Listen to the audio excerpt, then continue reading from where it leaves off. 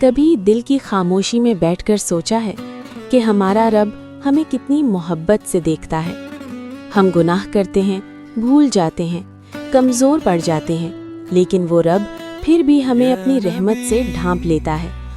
قرآن ہمیں بار بار یاد دلاتا ہے کہ اللہ کی رحمت اس کے غضب سے زیادہ وسیع ہے۔ یہ اعلان صرف الفاظ نہیں، امید کا دروازہ ہے۔ جب دنیا منہ موڑ لیتی ہے تب بھی ایک دروازہ کھلا رہتا ہے، توبہ کا دروازہ۔ نبی کریم صلی اللہ علیہ وسلم نے ہمیں سکھایا کہ بہترین انسان وہ ہے جو غلطی کے بعد پلٹ آئے۔ سوچو کیسی محبت ہے یہ، بندہ گناہ کرے اور رب انتظار کرے کہ میرا بندہ واپس آئے گا۔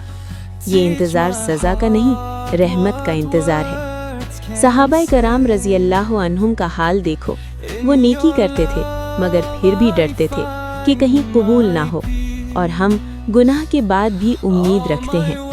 یہ امید بھی اسی رب کی عطا ہے۔ زندگی کی تھکن، دل کے زخم، آنکھوں کے آنسو اللہ کے نزدیک چھپے نہیں رہتے۔ ہر آہ سنی جاتی ہے، ہر دعا لکھی جاتی ہے، اور ہر صبر کا بدلہ تیار رکھا جاتا ہے۔ یاد رکھو، اللہ کے قریب آنے کے لیے کامل ہونا ضروری نہیں، سچا ہونا ضروری ہے۔ ایک سچی توبہ، ایک سچا آنسو انسان کی تقدیر بدل سکتا ہے۔ تو آج، ابھی، اسی لمحے دل کو جھکا دو، اپنے رب سے بات کرو، کیونکہ جب بندہ ایک قدم بڑھاتا ہے تو رب اپنی رحمت کے ساتھ اس کی طرف بڑھتا ہے۔ اور شاید یہی زندگی کا سب سے خوبصورت راز ہے۔ ہم کبھی اکیلے نہیں، ہمارا رب ہمیشہ ہمارے ساتھ